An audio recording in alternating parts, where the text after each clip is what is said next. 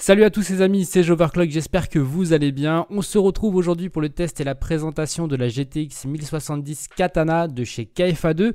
C'est une carte single slot, donc c'est un petit peu particulier. On va voir ensemble quels sont ses avantages et ses inconvénients. Alors forcément, qui dit carte à un seul slot dit forcément des dimensions réduites et ça va de soi, c'est aussi un avantage de cette carte qui est assez particulière, on va pas se le cacher. Pour le système de refroidissement, on va tomber tout simplement sur de la turbine. Donc la turbine, il y a les pour, il y a les contre.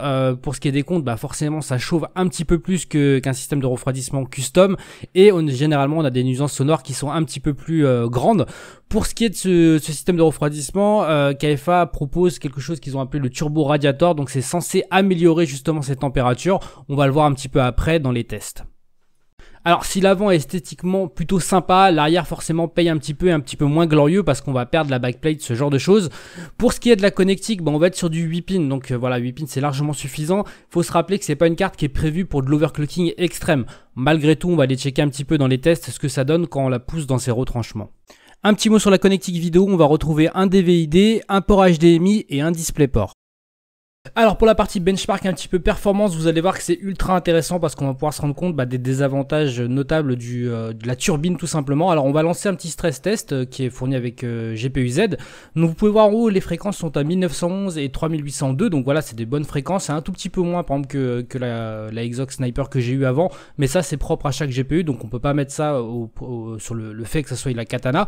Par contre vous allez pouvoir voir que les températures au fur et à mesure qu'elles grimpent, là on est à 54 degrés, on a déjà perdu un petit peu en fréquence au niveau du GPU, et bien tout simplement que plus les températures vont augmenter, plus cette fréquence va être réduite. Alors ça se traduit en quoi en jeu? Tout simplement lorsque vous allez jouer, plus la carte va chauffer, plus vous allez perdre d'FPS. Alors là je vais vous mettre aussi un record de Messi Afterburner qui est un petit peu plus parlant, où vous allez pouvoir voir notamment que la carte, on a déjà perdu, on est à 66 degrés, on est à déjà 1873 MHz, et que plus le temps avance en fait, par exemple on va passer à 74 degrés, donc là j'avance un petit peu, on est déjà plus qu'à 1847 et ainsi de suite, ça va augmenter et on perd un petit peu en performance jusqu'à un certain cap, puisque là on est à 78 degrés quasiment au plus chaud et la carte en fait ne perdra plus de performance, mais c'est assez notable quand même. Alors pour que ça vous parle un petit peu plus, j'ai tout simplement pris deux GPU de la même marque, la Exox Sniper qu'on a testé il y a pas très longtemps et la Katana. Donc toujours sur MSI Afterburner, vous allez pouvoir vous rendre compte, alors c'est pas forcément à la seconde près les deux tests, mais vous rendre compte de la dégradation des performances de la Katana et surtout des températures qui sont assez élevées. On va monter quasiment à 78 degrés si je vous dis pas de bêtises, quand finalement la Exox Sniper qui est identique, identique dans le sens où j'ai gardé la ventilation en auto et un overclocking à 0, donc stock.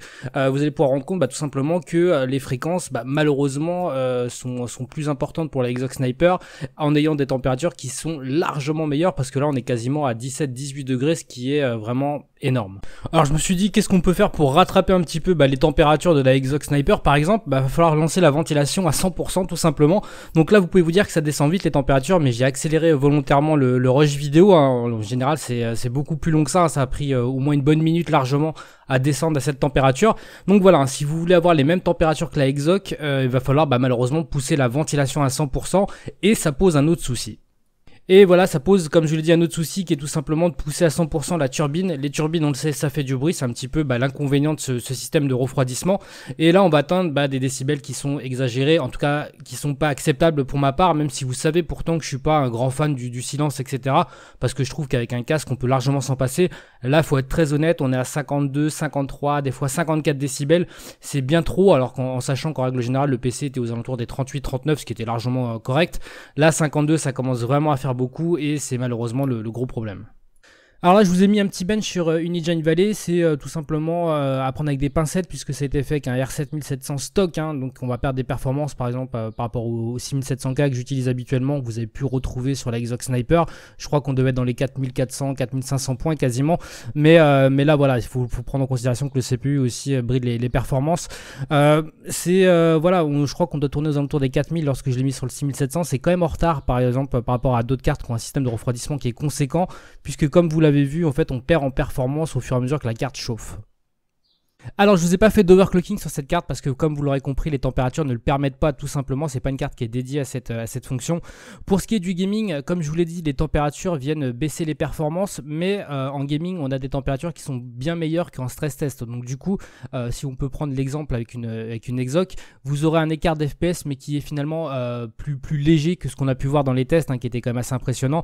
L'écart de température est beaucoup plus minime, on va dire. Après voilà, c'est avant tout une carte qui est dédiée aux personnes qui veulent faire du SLI, et parce que voilà, il y a de l'avantage en termes de taille, de dimension, et aussi parce que les turbines éjectent l'air chaud par l'arrière. Donc ça, c'est un avantage pour les gars qui veulent faire du dual GPU. Mais après ça, voilà, c'est vraiment pas une carte que je peux conseiller particulièrement pour des personnes qui veulent avoir un mono GPU. Et voilà les amis, c'est terminé pour cette vidéo de test et de présentation de la Katana de chez KFA, donc une carte qui est singulière, qui est particulière, qui a voilà, des dimensions à son avantage, mais qui a aussi une turbine qui est un petit peu galère, on va pas se le cacher. N'hésitez pas vous à me dire dans les commentaires ce que vous en pensez de ce type de GPU et un peu du concept, on va dire. Comme d'habitude, hein, si cette vidéo a pu vous plaire, n'hésitez pas à me laisser un like, ça fait toujours plaisir et ça aide beaucoup la chaîne. Sur ce, il ne me reste plus qu'à vous souhaiter de passer une très bonne journée, amusez-vous bien, ciao ciao tout le monde.